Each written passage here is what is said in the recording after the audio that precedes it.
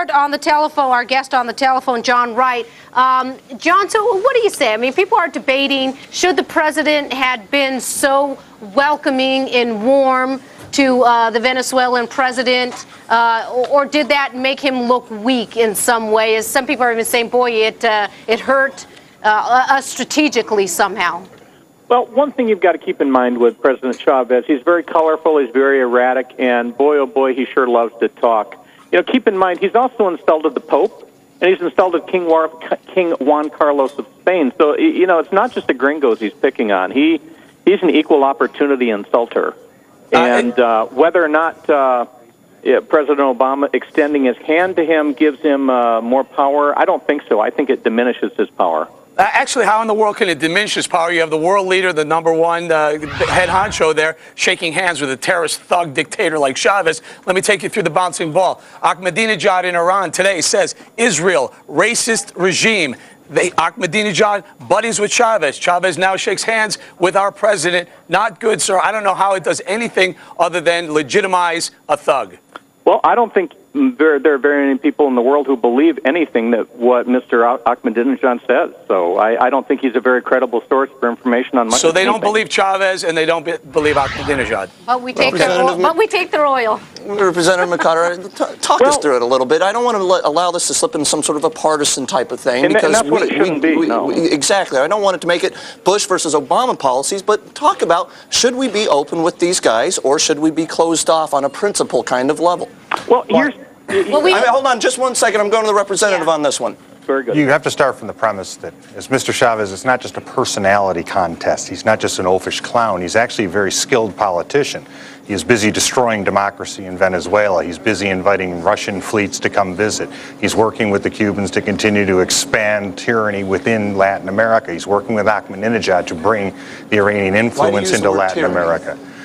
If you can't vote, I don't think you would ask that question. Okay. But the reality is that the President of the United States represents the greatest force for moral good the world has ever known, which is our free republic.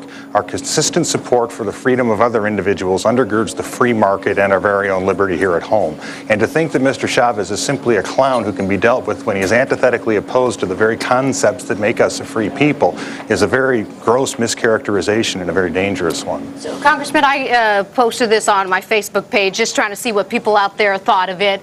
And some people, you know, in talking to others as well, they said, okay, well, it's almost like, you know, back during the Soviet era when you had Gorbachev reaching out and Reagan reaching out, the two biggest foes, if there ever were, and people were criticizing them at the time, yet look what happened. But Rebecca, remember when Ronald Reagan took office, he was considered a nuclear cowboy. His rejection of détente with the Soviet Union, the rejection of moral equivalency. Gorbachev was brought to the table in a position to negotiate the Soviet Union's surrender to the United States and the forces of freedom. This wasn't just two guys chumming it up in Reykjavik. They became friends. And the United States' interests were put forward in a position where the Soviet Union had no opportunity but capitulation before the forces of freedom. It wasn't just Jimmy Carter having fun with Brezhnev. John, real quickly, we don't have much time here. We had Bob Steele on one of the shows earlier. He said that encounter wouldn't have taken place, that handshake wouldn't have taken place if the Obama administration chose not to have it happen. They had to be aware that that may have gone down. Do you agree or disagree?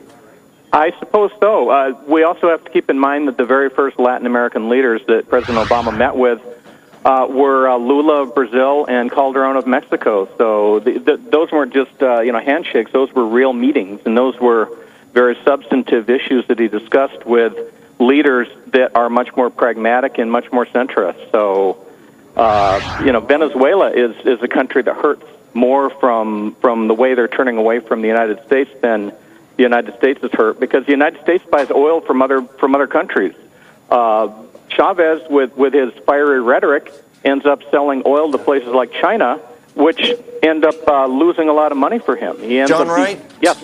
Thank you. I got to cut you off. We're going to a break. Latin America editor for Energy News Today, along with Big Daddy McCotter. They wrote that in there. There you go. Representative McCotter in the house. Thanks for coming and joining us at the bar. Thank you, Big Hair. Unbelievable. Big Hair Cody. There you go. All right, on tap, President Obama looking to make some trims to his